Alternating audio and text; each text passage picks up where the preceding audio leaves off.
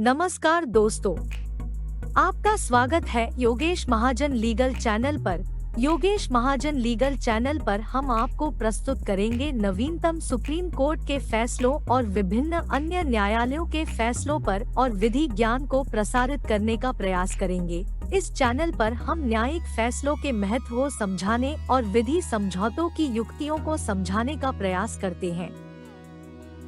हमारा मकसद है कानून और न्याय के क्षेत्र में ज्ञान को आपके पास पहुंचाना, तो कृपया हमारे चैनल को सब्सक्राइब करें, घंटी आइकन दबाएं, वीडियो को लाइक और शेयर करें। दोस्तों, माननीय सुप्रीम कोर्ट की एक जजमेंट आई थी जो कि 5 दिसंबर 2024 की है, जो कि सिविल अपील नंबर 13919 ऑफ 2024 है, जो अराइजेस हुई थी special leave petition civil 8026 of 2024। इस जजमेंट में माननीय सुप्रीम कोर्ट ने एक डायरेक्शंस दी है, जितनी भी स्टेट इंस्ट्रूमेंटेलिटीज हैं उनको कहा है कि जब भी आप एंगेज करें किसी एम्प्लॉय को, गवर्नमेंट एम्प्लॉय को, तो उनका जो करेक्टर वेरिफिकेशन है वो 6 महीने के अंदर आप कर दें। और ऐसा ही इस केस में देखने को मिला कि यहाँ पर जो अपीलेंट है वो एक ऑफ्थेल्मिक असिस्टेंट की पोस्ट पे काम कर रहे थे और 2 डिकेड से ज्यादा की जो सर्विसेज है वो करने के बाद वो रिटायर्ड होने वाले थे। तो कुछ महीने पहले उनको एक शो कॉज नोटिस इशू हो गया कि और उनको फिर शो कॉज नोटिस इशू होने के बाद उनको टर्मिनेट कर दिया इस ग्राउंड्स पे कि वो इस कंट्री के सिटीजन नहीं है।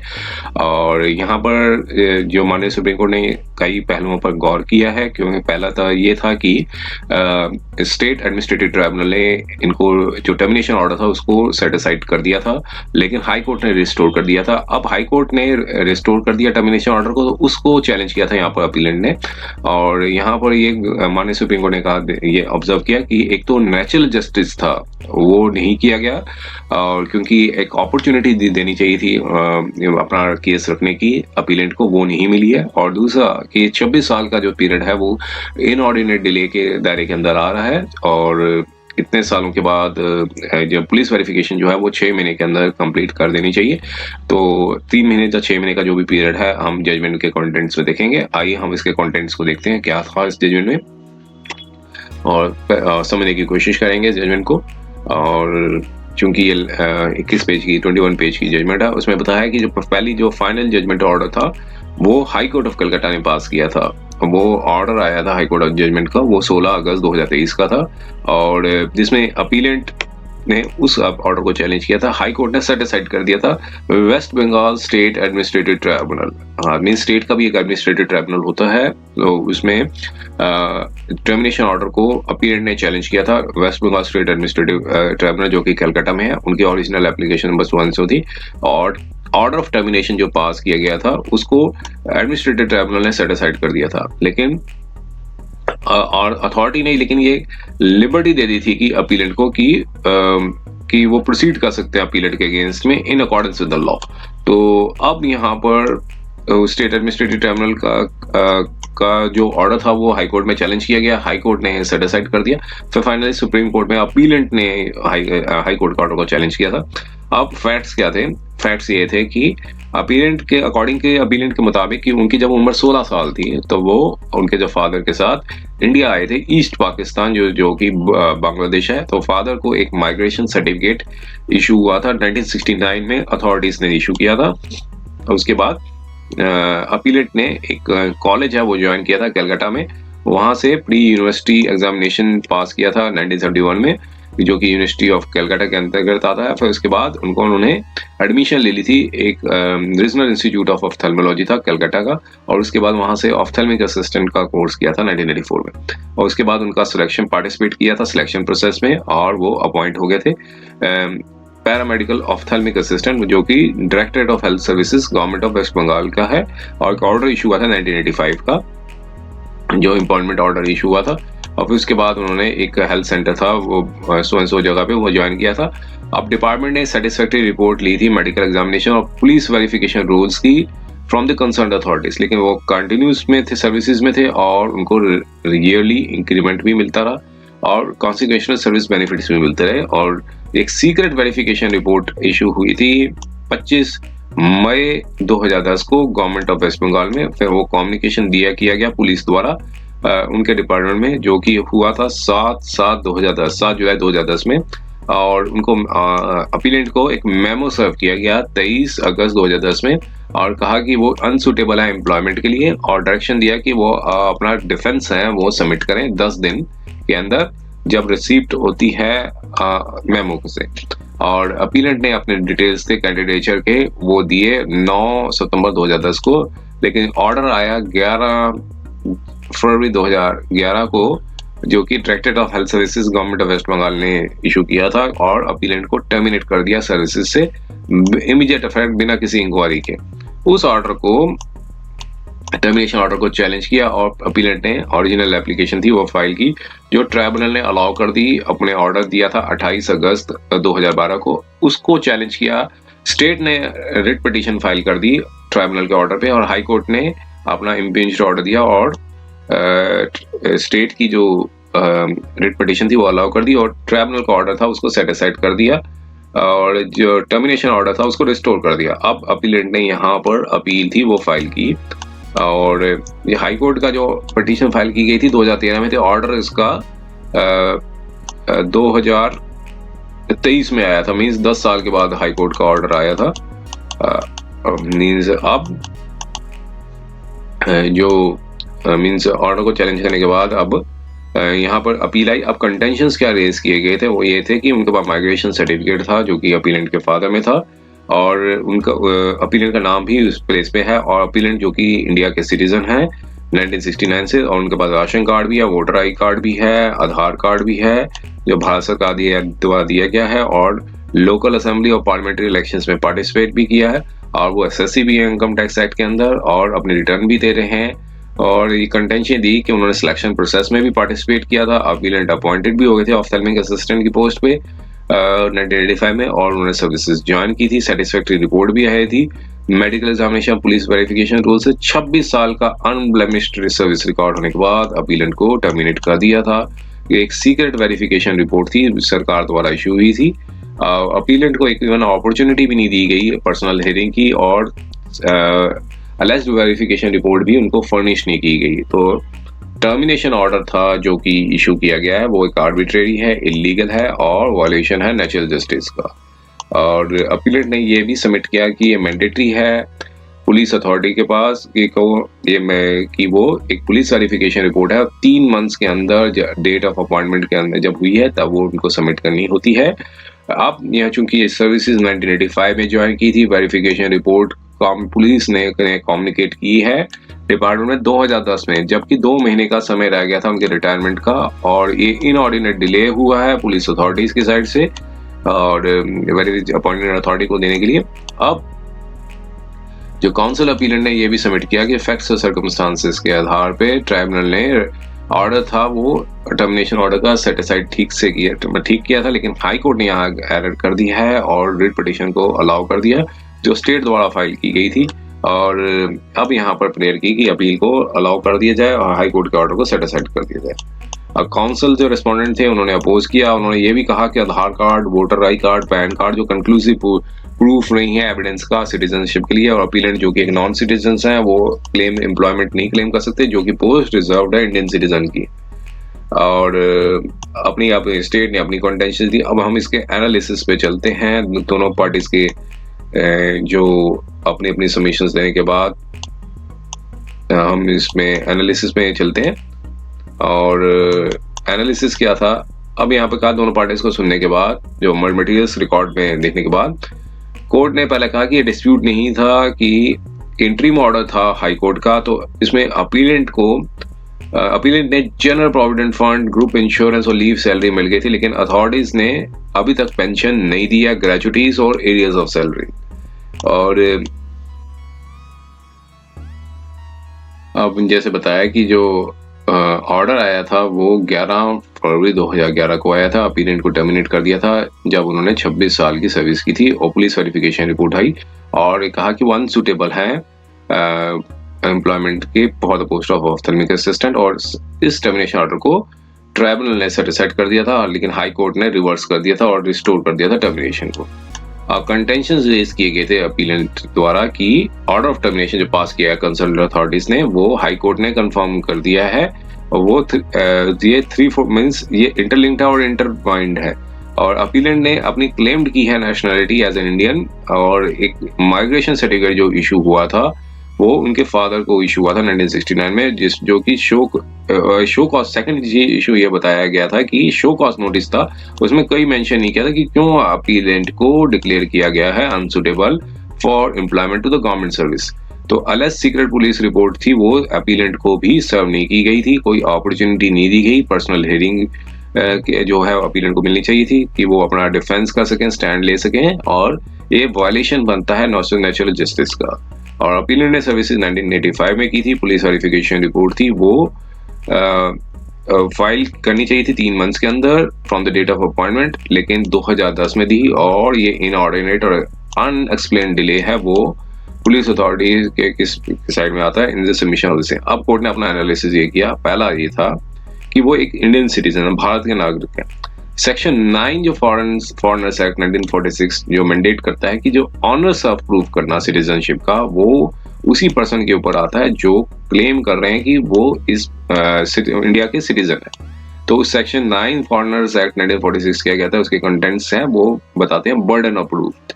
अब एक जजमेंट आई थी Sarbananda Sonowal versus union of India, उसमें कोर्ट ने पॉइंट आउट किया था कि एक गुड और साउंड रीजन होता है for placing the burden of proof उस पर्सन के ऊपर आता है जो असर्ट करते हैं कि वो इस सिटीजन के पर्टिकुलर कंट्री के सिटीजन है। तो एस्टेब्लिश करने के लिए तो वो एक एविडेंस देते हैं, कब उसका डेट ऑफ बर्थ है, प्लेस ऑफ बर्थ क्या है, पेरेंट्स के नाम क्या है, और उनका प्लेस ऑफ बर्थ क्या है, सिटीजनशिप क्या है, और कई बार place of birth of the grandparents भी रेलेवेंट हो जाता है।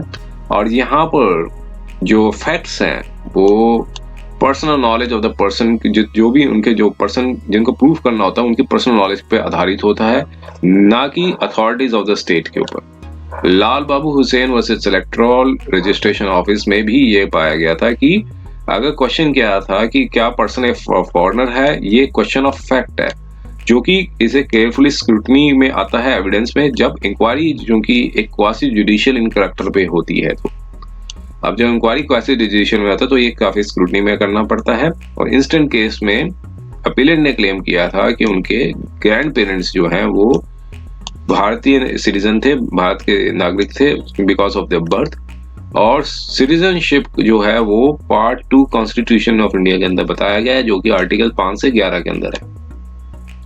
सेक्शन 4 इंडियन सिटीजनशिप एक्ट 1955 ये इंटाइटल्स करता है कि जो अपीलेंट फादर को सिटीजन ट्रीट करना चाहिए बाय द डिसेंट, तो अपीलेंट भी इंटाइटल्ड है citizenship by registration as per the section 5 of this act.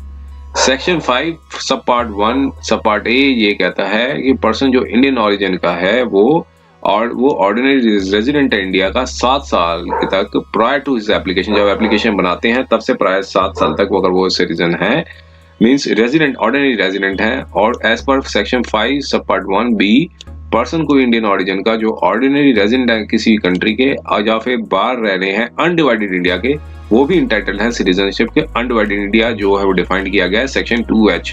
तो इसमें बताया गया भारत क्या है वो जो डिफाइंड किया गया था गवर्नमेंट ऑफ इंडिया ने एक्ट 1935 के अकॉर्डिंगली। तो इंटेंशन क्या थी सेंट्रल गवर्नमेंट की, ताकि सिटीजनशिप जो है अवार्ड की जा सकते हैं माइनॉरिटीज को जो नेबरिंग कंट्रीज के हैं, और कोई अमेंड और जो कि स्पेल्ड आउट हो गए हैं अमेंडमेंट सेक्शन 2 में, और एक प्रोविजो सेक्शन 2 जो वाइड अमेंडमेंट एक्ट आया था 2019 में, जो कि इफेक्टिव हुआ है 10 जनवरी 2020, जो कहता है कि पर्सन लाइक अपीलेंट जो कि उसे ट्रीट ना किया जा सके इनलीगल माइग्रेंट्स की तरह। तो मींस जो एक्ट आया 2020 तो 2019 का, तो उसमें इसमें एक प्रोटेक्ट में एक प्रकार का सुविधा दी गई है कि अगर जो जैसे अपीलेंट का केस है उनको इनलीगल माइग्रेंट ट्रीट ना किया जाए। और जब एक एप्लीकेशन सबमिट की जाती है तो अथॉरिटीज जो हैं वो एक एप्रोप्रिएट डिसीजन जो है वो रीजनेबल टाइम में लेंगी, ताकि कंसिडर कर सकें जो भी एप्लीकेबल लॉज हैं और डॉक्यूमेंट जो अपीलेंट प्रोड्यूस करते हैं। लेकिन कोई डिसीजन जो नहीं लिया गया था अपीलेंट के केस में, तो अब कोर्ट ने कहा कि जो आंसर था इस कंटेंशन का वो हम अपीलेंट के फेवर में करते हैं।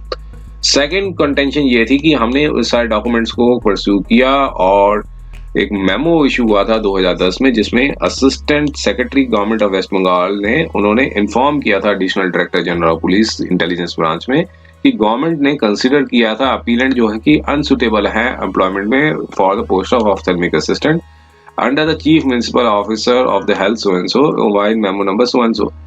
तो ये सेट इंफॉर्मेशन थी वो कम्युनिकेट की गई थी डीआईजी पुलिस द्वारा इंटेलिजेंस ब्रांच वेस्ट बंगाल के chief municipal officer health so and so जगह का। और मेमो जो था आया था 4 नवंबर 2010 में directorate of health services West Bengal ने इन्फॉर्म किया था special superintendent of police intelligence branch West Bengal को कि केस अपीलेंट का रेफर किया गया था गवर्नमेंट को ताकि वो डिसाइड कर सके सुटेबिलिटी और वेरिफिकेशन जो है एम्प्लॉयमेंट का under chief municipal officer so and so जगह के। लेकिन नेशनलिटी ऑफ अपीलेंट जो है वो डिटरमाइन नहीं की जा सकी as an appellant Indian national की तरह। जब इंक्वायरी हुई और फाइनली अपीलेंट को ट्रीट किया कंसिडर किया गया अनसुटेबल बाय द गवर्नमेंट। अब इसको देखने के बाद director of health services West Bengal ने एक show cause notice styled as a memorandum के तौर पे 23 अगस्त 2010 को डायरेक्शन दी अपीलेंट को कि वो अपना डिफेंस है 10 दिन के अंदर दें। और उसके कंटेंट्स क्या थे वो यहाँ पर रिप्रोड्यूस किए गए हैं। अब इन डॉक्यूमेंट्स के बेसिस पे शो कॉज नोटिस इशू हुआ, लेकिन कोई कारण नहीं बताया गया कि क्यों अपीलेंट को अनसुटेबल ट्रीट किया गया है for the post of ophthalmic assistant. जो अलेज पुलिस रिपोर्ट थी वो भी सर्व नहीं की गई अपीलेंट को। तो ऐसे में अपीलेंट जो है वो अपना डिफेंस नहीं ले सकते थे जो सपोर्टिंग मटेरियल्स जो उनको दिया गया था। तो ये रिजल्टेंटली जो उनको टर्मिनेट किया गया सर्विसेज से 11 फरवरी 2011 को जो director of services West Bengal ने दिया था। टर्मिनेशन ऑर्डर में भी कुछ नहीं बताया गया था क्यों अनसुटेबिलिटी है अपीलेंट की for the employment of the government service. अब एक सेटल लॉ ये बताता है कि जो एडमिनिस्ट्रेटिव क्वासी जुडिशियल ऑर्डर है वो उनके कारण होना जरूरी है। अब कई रीजंस आगे थे जो कि इंश्योर करते हैं, सच रीजन जो है वो इंश्योर करते हैं कि अथॉरिटी ने अपना माइंड जो है वो अप्लाई किया है जो फैक्ट्स और लॉ है। बट आल्सो ये ग्राउंड्स भी जो एग्रीगेटेड पार्टी के क्या ग्राउंड्स हैं जिसकी वजह से उन्होंने असेल किया ऑर्डर को in the manner known to law. तो बिना किसी रीजंस के ये काफी डिफिकल्ट हो जाता है जुडिशियल अथॉरिटीज के पास कि वो इसकी जो करेक्टनेस ऑफ ऑर्डर को टेस्ट कर सके। इन अदर वर्ड्स जो पावर्स जो जुडिशियल रिव्यू की जो पावर है वो नहीं एक्सरसाइज कर सकती क्योंकि स्कोप जुडिशियल रिव्यू का लिमिटेड होता है। लेकिन अगर कोई अथॉरिटी अगर एप्लीकेशन ऑफ माइंड नहीं लगाएगी तो जुडिशियल रिव्यू भी मुश्किल हो जाता है। तो ये एक जजमेंट आई थी Kranti associate private limited versus Masood Ahmed Khan की, जिसमें डिटेल्स एनालिसिस करने के बाद ये पाया गया था। उसके कंटेंट्स यहाँ पूरे दिए गए हैं इस जजमेंट के। हम उसका समराइजेशन पे चलेंगे। ये सारे कंटेंट्स थे उस जजमेंट के। माननीय कोर्ट ने क्या किया तो इसमें ये बताया कि जब भी कोई टर्मिनेशन का ऑर्डर पास करने से पहले कोई अपॉर्चुनिटी नहीं दी गई है पर्सनल हियरिंग की कि अपीलेंट वो अपना डिफेंस कर सके इफेक्टफुली, तो ऐसे में एक Mazharul Hasan Hashmi versus state of UP की जजमेंट थी। उसमें कैटेगरी ये कहा गया था कि पर्सनल हियरिंग देनी जरूरी है जब भी टर्मिनेशन करते हैं एम्प्लॉय को फ्रॉम सर्विस। उसके रेलेवेंट पैराग्राफ थे वो यहाँ पर रिप्रोड्यूस किए गए हैं। और एक और जजमेंट भी डिस्कस करने के बाद सारी कई क्लब ऑफ जजमेंट के बाद अब कोर्ट ने अपना क्या निर्णय दिया वो देखते हैं। अब ये कहा कि सारी जजमेंट को देखने के बाद जो रीजंस थे उसमें बताया कि heart beat of every order है और नोटिस जो है वो स्पेसिफाई करना जरूरी है जो ग्राउंड्स के आधार पे जो जिसमें एडमिनिस्ट्रेटिव क्वासी जुडिशियल अथॉरिटीज को प्रोसीड करना चाहती है, जिस इंटेंशन के साथ प्रोसीड करना चाहती है। अगर कोई डॉक्यूमेंट जो अगर रिलाई किया जा रहा है किसी इंक्वायरी में तो ये डॉक्यूमेंट जो है एम्प्लॉय को फर्निश करना जरूरी है ताकि वो मीनिंगफुली रिप्लाई जो है वो फर्निश दिया जा सके। अगर कोई डॉक्यूमेंट नहीं फर्निश किया जाता है तो इससे क्या होगा, एंटायर प्रोसीडिंग्स विशिएट हो जाएगी, वो एक आर्बिट्रेरी मानी जाएगी और violation of the principle of the natural justice होगा। जब भी कोई एडवर्स डिसीजन लिया जा रहा है तो एग्रीगेट पर्सन को एक अपॉर्चुनिटी पर्सनल हियरिंग की देनी आवश्यकता है। तो यहाँ पर हमें कोई हेजिटेशन नहीं है कि जो टर्मिनेशन ऑर्डर जो पास किया गया था अपीलेंट को वो आर्बिट्रेरी था और इलीगल था और violation of the principle of natural justice था। अब यहाँ पर कहा कि हम ये एग्रीमेंट में आते हैं जो प्रोपोर्शन लेड डाउन जो डिसीजन दिए गए हैं on the side of respondent और यहाँ पर अप्लाई नहीं होंगे इस प्रेजेंट केस में क्योंकि ये फैक्चुअली डिफरेंट था। अब अल्टीमेटली एनालिसिस ये था कि यहाँ ये ट्राइब्यूनल भी राइट थे जिन्होंने पाया कि ये प्रिंसिपल ऑफ नेचुरल जस्टिस को फॉलो नहीं किया गया और कोई अपॉर्चुनिटी नहीं दी गई ताकि वो जो एम्प्लॉय है वो अपना केस अथॉरिटी के समक्ष रख सकें। अपीलेंट जो है टर्मिनेट किया गया था और टर्मिनेशन ऑर्डर भी जो भी अब ऐसे में जो टर्मिनेशन ऑर्डर है सस्टेन नहीं किया जा सकता in the eyes of law. तो इसलिए कोर्ट ने कहा कि हम इस टर्मिनेशन ऑर्डर को सेट असाइड करते हैं और हाई कोर्ट ने यहाँ पर एरर कर दी जिसकी वजह से जिन्होंने रिट पिटीशन को अलाउ कर दिया जो स्टेट ने द्वारा फाइल की गई थी, और ट्राइब्यूनल के ऑर्डर को रिवर्स कर दिया, जबकि जो यही ऑब्जर्व किया कि जो एक्शन ऑफ अथॉरिटीज था शो कॉज का, नोटिस का और रिप्लाई की जरूरत थी, और ऐसे में अपॉर्चुनिटी थी अपीलेट को, वो प्रिंसिपल्स ऑफ नेचुरल जस्टिस का होना आवश्यक था। लेकिन यहाँ पर हम हाई कोर्ट के ऑर्डर को सेटिस्फाइड करते हैं और ट्राइब्यूनल के ऑर्डर को इस तक हम यहाँ पर रिस्टोर करते हैं। अब थर्ड कंटेंशन ये थी, वो ये थी कि पोस्ट ऑफ ऑफ्थेल्मिक असिस्टेंट जो है वो 1985 में भरी गई थी, फिल्म से अपॉइंटमेंट ज्वाइन की गई थी, जो उन्होंने एक सेटिस्फैक्टरी रिपोर्ट आई थी पुलिस मेडिकल एग्जामिनेशन की और पुलिस वेरिफिकेशन रोल की। अब पुलिस वेरिफिकेशन रोल जो कि 3 महीने के अंदर कर देनी चाहिए थी, लेकिन फ्रॉम द डेट ऑफ जब अपीलेंट ने ज्वाइन किया था, लेकिन वो फाइल की गई पुलिस वेरिफिकेशन रिपोर्ट 2010 में दी गई 25 साल की सर्विस के बाद, जब 2 months prior to the date of retirement हो चुके थे, मींस रह गए थे 2 months prior to the date of retirement से पहले जो रिपोर्ट दी गई थी, और इस रिपोर्ट पर रिलाई करने के बाद उनको टर्मिनेट कर दिया। अब यहाँ पर कोर्ट ने कहा कि ये एनॉर्मस डिले हुआ है on the part of respondent authorities जो वेरिफिकेशन रिपोर्ट सबमिट की गई थी। अपीलेंट जो है वो उनको इनएलिजिबल कर दिया और उसकी वजह से उनको पेंशनरी बेनिफिट्स नहीं दिए गए, जबकि उन्होंने 26 साल की अनब्लेमिश्ड सर्विस थी वो दे दी थी। और रिस्पोंडेंट्स ने अपने रिप्लाई एफिडेविट में कैटेगरिकली एडमिट भी किया है कि इनऑर्डिनरी डिले हुई है और अनसुटेबिलिटी ऑफ अपॉइंटमेंट को जज करने के लिए जो गवर्नमेंट सर्विस के लिए अपॉइंटमेंट के लिए ज्वाइन किया था। तो कोई रीजंस नहीं बताया कि, लेकिन ये कैलोश और लैक्रिडेसिकल एटीट्यूड था, मींस और ये रिस्पोंडेंट की साइड से। और जो पैराग्राफ नंबर 12.6 जो था कि वो जो पास किया गया था अपीलेंट के अगेंस्ट में, वो आर्बिट्रेरी इलीगल है, वो violation of principle natural justice का, उसको सस्टेन नहीं किया जा सकता। और ये सेकंड लिम्ब ऑफ ऑर्डर था ट्राइब्यूनल का, जो ग्रांट की गई थी लिबर्टी द अथॉरिटी को कि वो प्रोसीड करें in accordance with law with the principle of natural justice after a period of 14 years from the date of the retirement would not serve any purpose। तो यहाँ पर जो, क्योंकि ट्राइब्यूनल ने ये कहा था ऑर्डर टर्मिनेशन का जरूर सेटिस्फाइड कर दिया था, लेकिन साथ में एक कहा था ट्राइब्यूनल ने कि आप अपीलेंट के अगेंस्ट में आप प्रोसीड कर सकते हैं in accordance with the law. लेकिन अब यहाँ पर कोर्ट ने कहा कि 14 साल हो चुके हैं, आप इसके अगेंस्ट में मींस अपीलेंट के अगेंस्ट में प्रोसीड करना कोई सर्विस में कोई पर्पस सर्व नहीं करेगा, क्योंकि 14 साल ऑलरेडी काटे जा चुके हैं। आप जो अपीलेंट है वो उनको सर्विस बेनिफिट्स के लिए हकदार हैं और उनको ड्यूली सर्विस बेनिफिट्स मिलने चाहिए। इसलिए ट्राइब्यूनल को उस ऑर्डर को भी मींस जो था टर्मिनेशन ऑर्डर को रिस्टोर कर दिया, लेकिन जो लिबर्टी दी थी रेस्पोंडेंट को कि आप मींस प्रोसीड कर सकते हैं, उसको यहाँ पर हटा दिया इन्होंने, कहा कि कोई सर्विस नहीं होगी। अब फैक्चुअल मैट्रिक्स क्या थी आप देखिए, अब आगे क्या दिया उन्होंने, डायरेक्शंस दी है इस कोर्ट ने इस जजमेंट के बाद।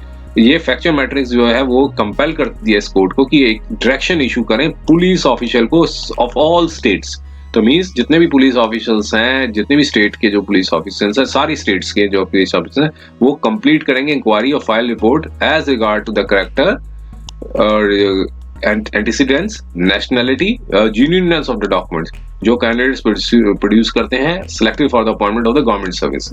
जितने भी स्टेट पुलिस के जो होंगे ऑफिशियल्स होंगे वो कंप्लीट करेंगे इंक्वायरी फाइनल रिपोर्ट, जो कि कैंडिडेट का कैरेक्टर होगा, एंटीसीडेंट्स होंगे, नेशनैलिटी होगी, डॉक्यूमेंट जेन्युइन है कि नहीं है जो कैंडिडेट्स ने सिलेक्शन के दौरान प्रस्तुत किए हैं।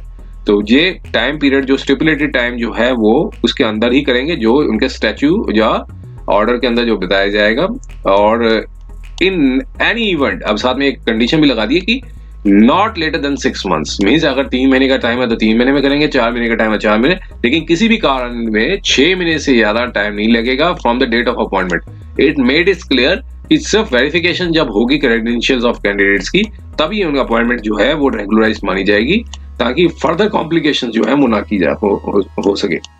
तो ऐसे में हाई कोर्ट का ऑर्डर था उसको सेटिस्फाइड कर दिया, अपील थी वो अलाउ कर दी, और सर्विस बेनिफिट्स थे जो अनपेड थे उस डेट पे वो अपीलेंट्स को दे दिए गए, डायरेक्शन दी कि वो अपीलेंट को दे दी जाए 3 months के अंदर from the date of the copy of the judgment. There is no order as to the cost, जितनी भी पेंडिंग एप्लीकेशन थी उसे क्लोज कर दिया। ये जजमेंट आई थी 5 दिसंबर 2024 को।